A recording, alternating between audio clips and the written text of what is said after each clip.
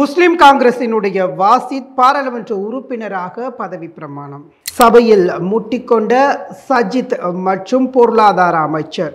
உப்பு பக்கெட்டுடன் பாராளுமன்றத்திற்கு வந்த அமைச்சர் சாமர சம்பத். இன்றும் சபையில் பல கேள்விகள், பலருக்கு வாயடைப்பு.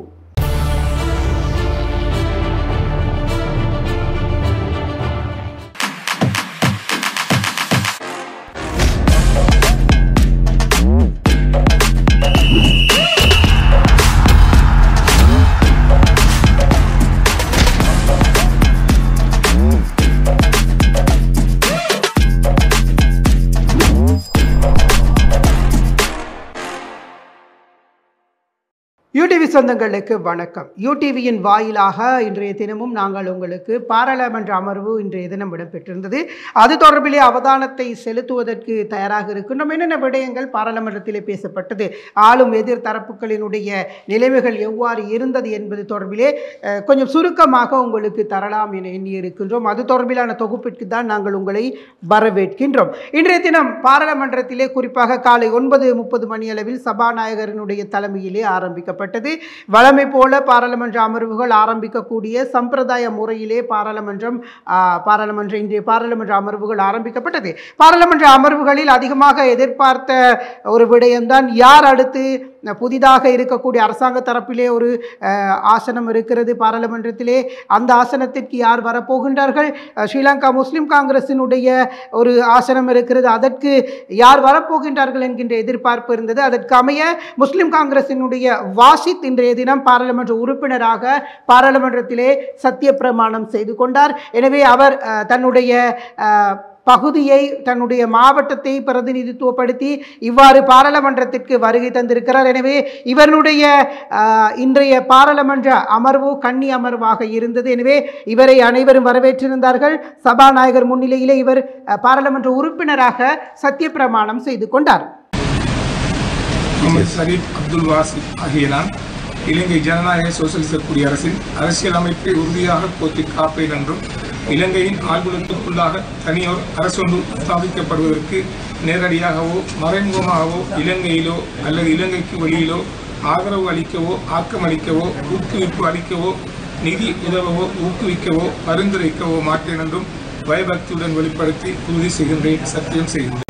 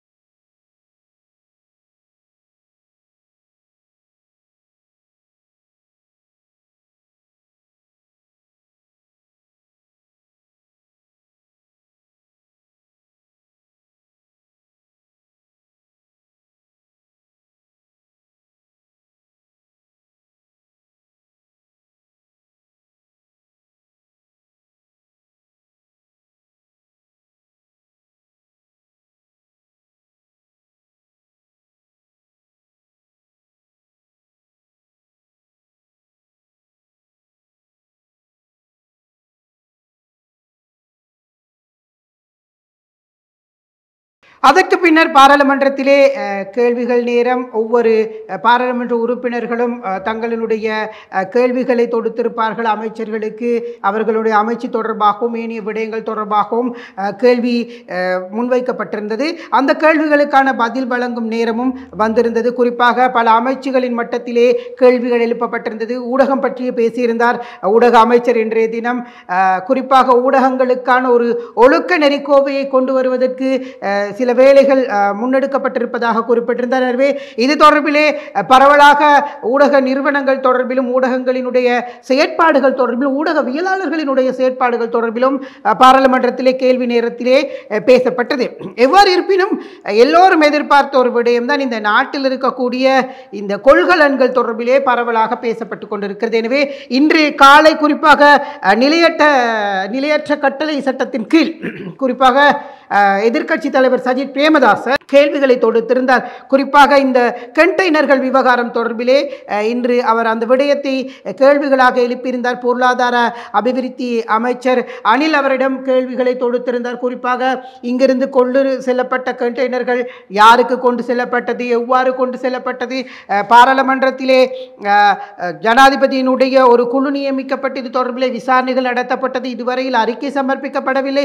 323 கண்டெய்னர்களில் என்ன இருந்தது என்பது தொடர்பிலே தெளிவாக கூற வேண்டும் என்கின்ற விடயங்களை எதிர்க்கட்சி தலைவர் சஜித் பிரேமதாச இங்கு கேள்வியாக தொடுத்தார். அதற்கு பிரதி அமைச்சர் பதில் வழங்கியிருந்தார். எவ்வாறு இருப்பினும் இங்கே ஒரு உரசலான ஒரு நிலைமை, கருத்து மோதிக்கொள்ளக்கூடிய ஒரு சம்பவமாக இந்த சம்பவம் இடம்பெற்றிருந்தது பாராளுமன்றத்தில். இன்று எதிர்க்கட்சியினுடைய தலைவருடைய விவகாரத்திலே பிரதி அமைச்சர் பதில் குறிப்பிட்டிருந்தார். குறிப்பாக இந்த கண்டெய்னர்கள் சுங்கம் பரிசோதனை இல்லாமல் வெளியில் சென்ற கண்டெய்னர்கள் தொடர்பிலே அந்த அறிக்கை தொடர்பிலே தான் விரைவாக கவனத்தை செலுத்தி இந்த ஜனாதிபதியினால் நியமிக்கப்பட்ட குழுவினுடைய அறிக்கையை பாராளுமன்றத்தில் விரைவாக சமர்ப்பிப்பதாக இன்றைய தினம் தெரிவித்திருந்தார்.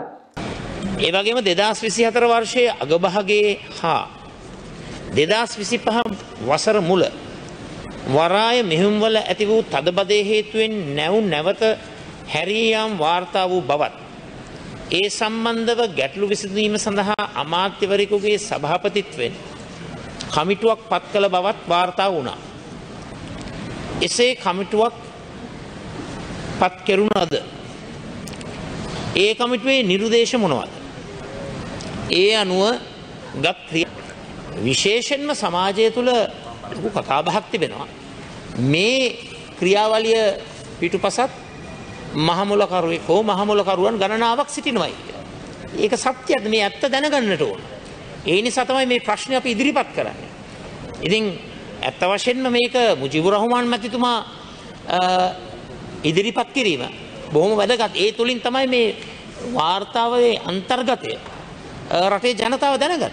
නෑ ඒක මම කියන්නේ මේ දේශපාලකයන් චෝදනාවක් ඉදිරිපත් කරන්නට පෙර ඒ වැඩ කරන ජනතාව තමයි චෝදනාව ඉදිරිපත් කරේ. ඒ නිසා අපි කිසිම කෙනෙකුට නම් කියන්න ගියේ නෑ. ඒ නම් කියන දේවල් ඒ හෙළිදරව් වීම සිදු වෙන්න ඕනේ වාර්තාව තුල.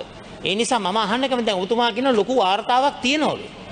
ඇයි ඒ වාර්තාව සභාගත කරන්නේ නැත්තේ? නෑ ඇයි අද දවසේවත් ඒක සභාගත කරන්නේ නැත්තේ?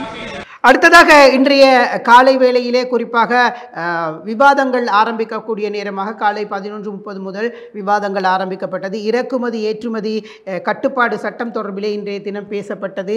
எனவே பொருளாதார பிரதி அமைச்சர் இன்றைய விவாதத்தை ஆரம்பித்து வைத்தார். நாட்டினுடைய உப்பு தொடர்பிலே அவர் இந்த விவாதத்தின் போது பேசியிருந்தார். குறிப்பாக எவ்வாறான நடைமுறைகள் கையாளப்பட்டது, இறக்குமதிகள் தொடர்பிலே என்ன செய்யப்பட்டது, யார் யார் இலங்கைக்கு உப்பை கொண்டு வந்தார்கள், யார் யார் என்ன விவகாரங்களை பேசினார்கள் என்பது தொடர்பிலே அவர் விவாதத்தை ஆரம்பித்திருந்தார். ஆரம்பித்து இன்றைய தினம் நாட்டிலே உப்பு தட்டுப்பாடு ஏற்பட்டதற்கான காரணம் என்ன, இன்று முழுவதிலுமே குறிப்பாக இந்த உப்பு தொடர்பில் அரசு தரப்பு பேசிக் கொண்டிருந்தது. குறிப்பாக நாட்டிலே ஏற்கனவே உப்பு பக்கெட் ஒன்றின் விலை 300 ரூபாவை தாண்டி சென்று கொண்டிருந்தது. இது தொடர்பிலே பரவலாக பேசப்பட்டு கொண்டிருந்தது. நாட்டிலே எதற்காக உப்பு தட்டுப்பாடு ஏற்பட்டது என்பது தொடர்பிலே பாராளுமன்றத்திலே பொருளாதார அபிவிருத்தி அமைச்சர் விளக்கங்களை வழங்கி கொண்டிருந்தார். அதற்கு பின்னர் எதிர்க்கட்சியினுடைய பாராளுமன்ற உறுப்பினர் ஹர்சடி சில்வா இந்த விவாதத்தில் பேச ஆரம்பித்தார். குறிப்பாக இங்கே நாட்டினுடைய வாகன இறக்குமதி தொடர்பிலே ஹர்சடி சில்வா உப்பு விவாதமாக இருக்கின்ற பொழுது ஹர்சடி சில்வா குறிப்பாக இந்த வாகன இறக்குமதி தொடர்பிலே பேசியிருந்தார். அதே போன்று டிஜிட்டல் வரி தொடர்பிலே ஹர்சடி சில்வா சில கருத்துக்களை முன்வைத்திருந்தார். குறிப்பாக புதிதாக அமலுக்கு வரவிருக்கும் டிஜிட்டல் வரி தொடர்பிலும் அந்த தொழில்நுட்ப உபகரணங்கள் தொடர்பிலும் சில விடயங்களை ஹர்சடி சில்வா இங்கு பேசியிருந்தார். සමහර කට්ටිය ඕස්ට්‍රේලියාවෙන් ගෙනල්ලා තියෙනවා, ජපානයෙන් ගෙනල්ලා තියෙනවා, මැලේසියාවෙන් ගෙනල්ලා තියෙනවා, ඉන්දියාවෙන් ගෙනල්ලා තියෙනවා. දැන් මෙව්වා වාහන 100 ගාණක් හම්බන්තොට වරායේ බ්ලොක් කරලා තියෙනවා. පත්තරවල තියෙනවා මේ බලන්න මේවා ඉල්ලීගලි ඉම්පෝට් කරපු වාහන. ඒ නිසා මේ වාහන ඔක්කොම නැවතත් රීඑක්ස්පෝර්ට් කරන්න ඕන. කොහොමද රීඑක්ස්පෝර්ට් කරන්නේ? මේවා ඉරවෝකබල් LC. අපිට චේස් බැංකුවෙන් LC එකක් හරියහම අපිට කියනවා නම් අපි චේස් බැංකුවට ඕගොල්ලෝගේ LC එක අපි රිවෝක් කරනවා කියලා. ට්‍රම්ප් මොකද කියන්නේ? අපිට පුළුවන් මේ ඩීල් එකක් දාන්න. ඇමරිකාවේ තියෙන ලොකුම ලෝකේ ලොකුම බැංකුවේ LC එකක් රිවෝක් කරන්න අපිට බෑ. ඒ නිසා මේ වගේ මොලේ මොකද වචන ප්‍රායෝගික නැති කතා කියන්න එපා. හොයාගමු ක්‍රමයක්. මං කියන්නද මේකට උත්තරේ මෙතන මෙහෙමයි තියෙන්නේ.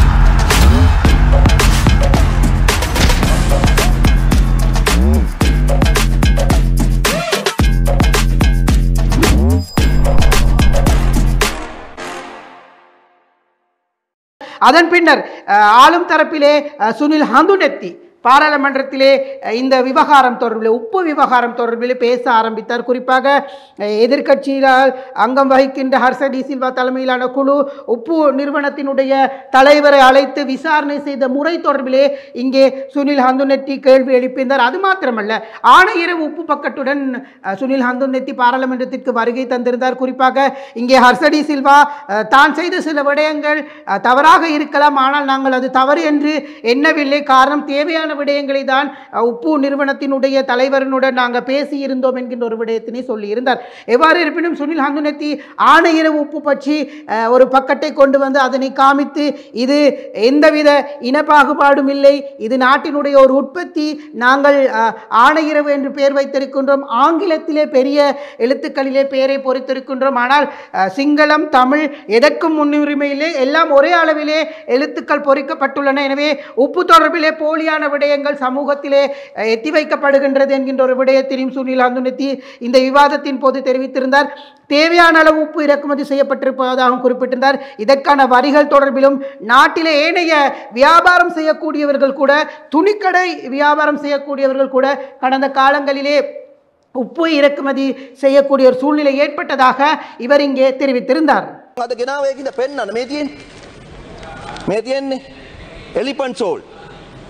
මෙනමා කන මේ තියෙන්නේ එලිෆන්ට් පාස් සෝල්ට් මේ තියෙන්නේ මේකේ පැකට් එකේ ගාන හරියට ගහලා තියෙනවා 210යි කිලෝ එක 210යි මේක සතෝසේ තියෙනවා පුඩ්සිටි වල තියෙනවා රටේ තියෙනවා මොකද දැන් මේ 60 ඇනලා පෙන්නුවේ නැතොත් නියෝජ්‍ය කතානායකතුමා පේන්නේ නැහැ මේගොල්ලොන්ට මේක භාෂා තුනෙන්ම තියෙනවා මේක සිංහලෙන් ලොකු කරලා නැහැ දෙමළෙන් පුංචි කරලා නැහැ ඉංග්‍රීසියෙන් ලොකු කරලාම තියෙනවා මොකද දෙමළ අයටත් ඉංග්‍රීසි පුරුවන් නිසා ඒක පෙන්නලා තියෙනවා මේ.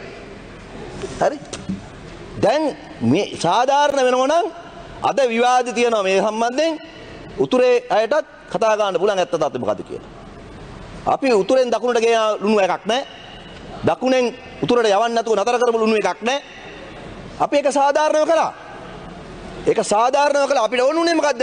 சுனில் ஹந்துனெத்தினுடைய உரையை தொடர்ந்து முஸ்லிம் காங்கிரசினுடைய புதிதாக பாராளுமன்ற உறுப்பினராக வந்த வாசி தன்னுடைய கன்னி உரையை நிகழ்த்தியிருந்தார். குறிப்பாக தான் யார், எவ்வாறு பாராளுமன்றம் வந்தேன் என்கின்ற விடயங்களையும் குறிப்பிட்டு ஏற்கனவே இருக்கக்கூடிய அவர்களுடைய ஊரினுடைய பிரச்சனைகளின் தொடர்பிலும் குறிப்பிட்டு தன்னுடைய கன்னி உரையினை பாராளுமன்றத்திலே நிகழ்த்தியிருந்தார். இன்றைய தினம் இந்த உயரிய சபையிலே ஒரு பாராளுமன்ற உறுப்பினராக வருவதற்கான கட்சியை ஸ்தாபித்த மர்ஹூம் MHM அஷ்ரஃப் இஸ்தாபக தலைவர் அவர்களையும் இந்த சந்தர்ப்பத்திலே நான் ஞாபகப்படுத்தியவனாக, தற்பொழுது இந்த கட்சியை வழிநடத்தி கொண்டிருக்கின்ற கட்சியினுடைய தேசிய தலைவர் சட்ட முதுமானி முன்னாள் அமைச்சர் கௌரவத்துக்குரிய பாராளுமன்ற உறுப்பினர் ரவுஃப் ஹக்கீம் சார் அவர்களையும், அதேபோன்று ஜனாதிபதி சட்டத்தரணி எங்களுடைய கட்சியினுடைய செயலாளர் நாயகம் கௌரவ பாராளுமன்ற உறுப்பினர் நிசாம் காரியப்ப சார் அவர்களையும், அதேபோன்று எங்களுடைய கட்சியின் கௌரவ பாராளுமன்ற உறுப்பினர்கள், எங்களுடைய கட்சியினுடைய உயர்பிட உறுப்பினர்கள், ஜனாதிபதி விருது பெற்ற ஒரு விவசாயி மர்ஹூம் அல்ஹாஜ் KPM ஷரீஃப் சபுரா உம்மா தம்பதிகளின் புதல்வனாக, அவர்களின் 8 பிள்ளைகளில் 4வது ஒருவனாக இந்த சபையிலே இன்று ஒரு பாராளுமன்ற உறுப்பினராக நான் வந்திருக்கின்றேன். என்னுடைய தந்தை இந்த சந்தர்ப்பத்தில் இல்லாவிட்டாலும் கூட இந்த உயரிய சபைக்கு வருவதற்கு ஒரு காரணகர்த்தாவாக இருந்த அவரை இந்த சபையிலே உயரிய சபையிலே நான் ஞாபகமூட்ட விரும்புகின்றேன். இந்த நாடாளுமன்றம் என்பது நாடு முழுவதும் உள்ள மக்கள் மனங்களில் பிரதிநிதித்துவப்படுத்துகின்ற ஒரு தளமாக இருக்கின்றது. ஒரு சிறுபான்மையினத்தைச் சேர்ந்த நான் இந்த அவையிலே மூயின மக்களுக்குமான உரிமைகளை கேட்டு பெற்றுக்கொள்வதற்காக ஒரு உறுப்பினராக தெரிவு செய்யப்பட்டு வந்திருக்கின்றேன். கௌரவ பிரதி சபாநாயகர் அவர்களே, பொத்திவிலன் பிரதேசம் இயற்கையின் வளமாலும் மக்களின் பண்பாடாலும் வாழ்வாதாரத்தின் போராட்டங்களாலும் மிளிர்கின்றது என்பது குறிப்பிடத்தக்கது.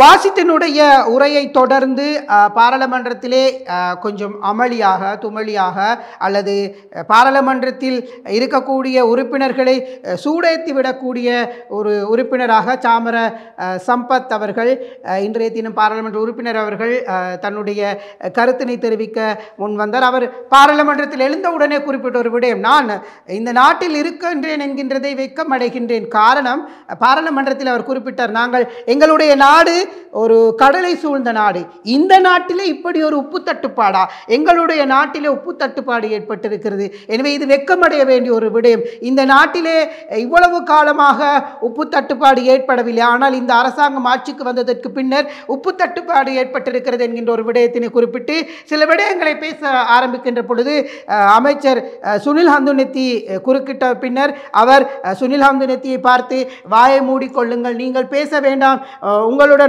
நான் பேச விரும்பவில்லை, உங்களுக்கான நேரம் தந்தவுடன் நீங்கள் பேசிக்கொள்ளுங்கள் என்கின்ற வாக்குவாதமான ஒரு விடயம் அங்கே இடம்பெற்றிருந்தது. அதன் பின்னர் தொடர்ச்சியாக சாமர சம்பத் தன்னுடைய உரையை நிகழ்த்தினார் பாராளுமன்றத்தில். குறிப்பாக இலங்கை இவ்வளவு காலம் இல்லாதவாறு உப்பினுடைய சிக்கல் ஏற்பட்டிருக்கிறது, அதே போன்று நாட்டிலே பல்வேறு விடயங்கள் இடம்பெற்றுக் கொண்டிருக்கிறது, அரசாங்கம் வழங்கிய வாக்குறுதிகளை நிறைவேற்றவில்லை என்கின்ற ஒரு விடயத்தையும் குறிப்பிட்டிருந்தார். அதே போன்று தேசிய லொத்தர் சபை தொடர்பிலே பேசியிருந்தார். அதற்கு பின்னர் அவர் குறிப்பிட்ட ஒரு விடயம்தான், இலங்கையினுடைய யுத்தம் நடைபெற்று 15 வருட காலங்கள் ஆகி கொண்டிருக்கிறது, ஆனால் ஐநாவினுடைய மனித உரிமைகள் ஆணையாளர் இங்கே வந்திருக்கின்றார், வந்து இங்கிருக்கக்கூடிய சிக்கல்களை ஆலோசித்துக் கொண்டிருக்கிறார். இது தொடர்பில் அரசாங்கமும் தன்னுடைய ஆதரவை தெரிவித்துக் கொண்டிருக்கிறது. ஆனால் காசாவிலே உணவில்லாமல் உணவிற்கு வரிசையில் நிற்கக்கூடிய குழந்தைகள் மீது நடத்தப்படுகின்ற மிலேச்சத்தனமான தாக்குதல் தொடர்பிலே யாரும் பேசுவதில்லை. அந்த குழந்தைகளுடைய பட்டினிகள் தொடர்பிலே யாரும் பேசுவதில்லை. ஏன் ஐநா மனித உரிமையாளருக்கு அது தொடர்பிலே பேச முடியாது, ஏன் அங்கு செல்ல முடியாது என்கின்ற ஒரு விடயத்தின் அவர் அங்கே குறிப்பிட்டிருந்தார். அதே போன்றுதான் இன்னொரு விடயத்தை குறிப்பிட்டிருந்தார், எல்லா நாடுகளும் ஈரானை தாக்குகிறது, இது தொடர்பில் அவருக்கு பேசுவதற்கு தெம்பு இல்லை, இங்கே வந்து பேசிக் கொண்டிருக்கின்றார் என்கின்ற விடயமும் அவர் அங்கே ஒரு தவறினுடைய கருத்தாக வந்திருந்தது. எனவே ஒரு சூடான ஒரு பேச்சாக, சூடான ஒரு விவாதமாக சாமர சம்பத்தினுடைய கருத்து அங்கே பதியப்பட்டிருந்தது. මේ පාර්ලිමේන්තුවේ පළවෙනි වතාවට තමයි ඉතිහාසයේ ලුණු රටින් ගේන්න බලපත්‍ර දෙන්න මේ පාර්ලිමේන්තුවේ කතා කිරීමට ලැබී මේ විවාදය ගැන ලැජ්ජයි අපි මහමුදා රට දෙනවා. ඕන භූතානය වගේ මුහුද නැති රටක් නම් මේ වගේ කතා කරත් කමන්නේ ලුණු පිට රටින් ගෙනල්ලා නැත්තම් ලුණු ආනයනය කරන මේ රටේ වටේටම මුහුද අපි ලුණු පිට රටින් ගේන්න මේ බලපත්‍ර දෙන්න මෙතන කතා කරනවා බලපත්‍ර දෙන්න ලිහිල් කරන්න. මං හිතුවේ මං විතරයි කපුටාස් කෙනෙක් ඉන්නේ කියලා. බලාගෙන යනකොට ගොඩක් අය කපුටාස්ලා ඉන්නවා. ඇයි? අර මේ ඊයේ පෙරේදා ලෝක ආර්ථික සමලුවකට ගිහිල්ලා මොකද අපි පිළිගන්න ඕන අපිට බැරි දේ. මොකද අපි මාතරින්ද බදුල්ලෙන්ද මයියංගනෙන්ද අපි ආවම අපි හැමෝම රෝයල් ගිහිල්ලා නැහනේ. මේ පාඩුවේ ඉන්නනේ. ඇතුලේ ඉන්න හරි එළියේ ඉන්න හරි අපි කියනවා ඔයා ඇතුලේ යන්න ඔයා යන්න ඔයාට ගල්කිස්ස උසාවියෙන් වරන්ට් කරලා තියෙන ඔයාටයි ඔයාගේ ඇමතුමාට යන්න. ගල්කිස්ස උසාවියෙන් ඔයාට වරන්ට් කරලා තියෙන ඔයා යන්න CID එකට කියලා තියෙන්නේ. නානේ ගින් ගල්කිස්ස උසාවිය බලාගන්න. ඒ නිසා මේ ඇමතුමා අපි ඔයාගේ කතාවට බාධා කරෙත් නැහැ. අපි කතාවට බාධා කරේ නැහැ නේ ඇමතුමා.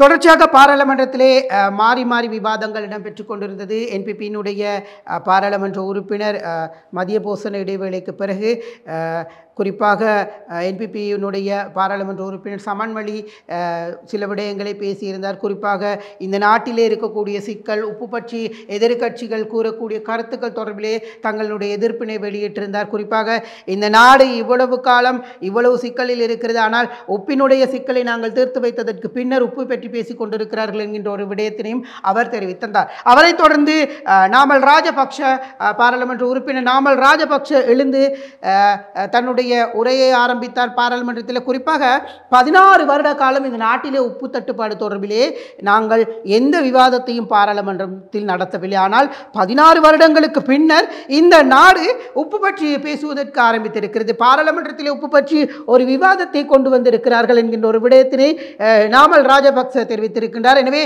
உப்பு இறக்குமதிக்காக இப்படியான ஒரு சூழ்நிலை ஏற்பட்டிருக்கிறது என்கின்ற ஒரு விடயத்தினையும் நாமல் ராஜபக்ச தெரிவித்திருந்தார். அதே போன்று கடந்த அரசாங்கங்களை இந்த அரசாங்கம் குற்றம் சுமத்துகிறது. இந்த அரசாங்கம் கடந்த பல விடயங்களை பேசிக் கொண்டிருக்கிறது. ஆனால் இதுதான் 16 வருடங்களுக்கு பின்னர் இவ்வாறான உப்பு தொடர்பிலே ஒரு விவாதத்தை பாரிய பேசுபொருளாக மாற்றி இருக்கின்றது என்கின்ற ஒரு விடயத்தினையும் குறிப்பிட்டிருந்தார். எவ்வாறு இருப்பினும் நாமல் ராஜபக்ஷ இன்னும் ஒரு விடயத்தை சொல்லிக் கொண்டிருந்தார். குறிப்பாக திருடர்களை பிடிக்க வந்த அரசாங்கம் இந்த அரசாங்கத்தில் இடம்பெறும் திருட்டுக்கள் தொடர்பிலே பேசுவதை மறந்துவிட்டது, மறைக்கின்றது என்கின்ற ஒரு விடயத்தினை நாமல் ராஜபக்ஷ இந்த இடத்திலே குறிப்பிட்டிருந்தார். குறிப்பாக அரசாங்கம் செய்யக்கூடிய அல்லது அமைச்சுகளினால் செய்யக்கூடிய தவறுகளை அங்கிருக்கக்கூடிய அதிகாரிகளினுடைய தலையில் மாற்றிவிட்டு பின்னர் இவர்கள் தப்பித்து விடுகின்றார்கள் என்கின்ற ஒரு விடயத்தினை நாமல் ராஜபக்ஷ இந்த விவாதத்தின் போது தெரிவித்திருந்தார். குறிப்பாக இந்த அரசாங்கத்தில் வரக்கூடிய தவறுகள், பிழைகள், பிரச்சனைகள் எல்லாம் அப்படியே விட்டுவிட்டு இதனை இந்த அதிகாரிகள் தான் செய்தார்கள், நாங்கள் இந்த அதிகாரிகளை விசாரணை நடத்துவோம் என்கின்ற ஒரு தோரணையை இந்த அரசாங்கம் வெளியிட்டுக் கொண்டிருக்கின்றது என்கின்ற ஒரு விடயத்தினை அவர் அங்கே தெரிவித்தார். அதற்கு பின்னர் தொடர்ச்சியாக வாத பிரதிவாதங்கள் பாராளுமன்றத்தில் இடம்பெற்றிருந்தது. குறிப்பாக ஆளும் தரப்பிலே பிரதி அமைச்சர்களாக இருக்கக்கூடியவர்கள், எதிர்த்தரப்பிலே இருக்கக்கூடியவர்கள் பலர் தங்களுடைய இந்த விவாதத்தின் போது, உப்பு பற்றிய விவாதத்தின் போது பல விடயங்களை பேசியிருந்தார்கள். இன்றைய பாராளுமன்ற අමරවිලේ ආණ්ඩුවේ මාකට් එකේ 60ක් නිෂ්පාදනය කරනකොට පෞද්ගලික අංශයේ 40ක් නිෂ්පාදනය කරනවා. මේ ලේවායල් ලුණු ලේවායවල් 4යි 6ක් අතර තියෙන ආර්ථිකය ආයතන කළමනාකරණය කරගන්න බැරුව ආණ්ඩුව මේ ආයතන කීපයක් කළමනාකරණය කරගන්න බැරුව අවුරුදු 16කට පස්සේ ඔබතුමාලට ලංකාවට ලුණු ගෙන්නන්න සිද්ධ වුණා. හැබැයි මේකේ බැරෑරුම් කාරණයක නෙවෙයි. ආණ්ඩුවක් බලයට ඇවිල්ලා අපි කියමු පළවෙනි මාස 4 අපි බලන් හිටියා කියලා. හැබැයි ඊළඟ අවුරුද්දට දෙකකට ප්ලෑන් එක හදන්න ඕනේ නිෂ්පාදනය සම්බන්ධයෙන්. ඒකට අවශ්‍ය ප්‍රමාණය ලංකාවේ නිෂ්පාදනය කරන ලංකාවේ රජයටත් ඒක අමතක කරන්න එපා. රජයටත් පෞද්ගලික අංශයටත් අඩු හෝ වැඩි වශයෙන් හැකියාව ලැබුණා. හැබැයි ඔබතුමාලගේ න්‍යාය තමයි නිලධාරීන් පිට මේ වැරදි පටවනවා. ඒක තමයි ඔබතුමාලගේ ස්ටයිල් එක. නිලධාරී පිට මේ වැරද්ද පටලවලා ආණ්ඩුව ඇඟ බේර ගන්න. දැන් පහුගිය කාලේ කන්ටේනර් සම්බන්ධෙනුත් ඔය ප්‍රශ්නේ ආවා. දැන් අර ප්‍රමිතිය නැති ලුණු ඇවිල්ලා හරවලා ගියා කියවනේ කරු නියෝජක කතානායකතුමනි. දැන් කන්ටේනර් 300 ගානක් එළියට යනකොට ප්‍රමිතිය නැති ලුණු කන්ටේනර් කීයක් ඒකේ තිබ්බද? අපි දන්නේ නැහැ. எவ்வாறு இருப்பினும் இன்றைய பாராளுமன்ற அமர்வுகள் மாலை 5 மணி அளவிலே ஒத்திவைப்பு பிரேரணையின் பின்னர் 5:30 மணி அளவிலே பாராளுமன்ற அமர்வுகள் நிறைவுக்கு வந்திருந்தது. குறிப்பாக பாராளுமன்றத்திலே பல விடயங்கள் பேசப்பட்டிருந்தது. இன்றைய தினம் இந்த விவகாரம் தொடர்பிலே, உப்பு விவகாரம் தொடர்பிலே பல கருத்துக்களை தெரிவித்திருந்தாலும் உப்பையும் தாண்டி வேறு வேறு விடயங்களை பேசிக்கொண்டிருந்தார்கள். எனவே இது தொடர்பிலும் பாராளுமன்றத்திலே பல கருத்துக்கள் ஆளும் எதிர்த்தரப்புகள் மத்தியிலே இடம்பெற்றிருந்தது.